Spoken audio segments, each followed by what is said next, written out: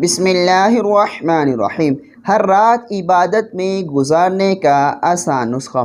دوستو آج میں آپ کو ایک ایسے کلمات پڑھنے سکھانے جا رہا ہوں جو شخص رات کو سونے سے پہلے ان کلمات کو 3 مرتبہ پڑھ لے گا تو وہ شخص اس طرح ہے جیسے 24 گھنٹے اللہ تعالیٰ کی عبادت کرتا رہا۔ سبحان اللہ۔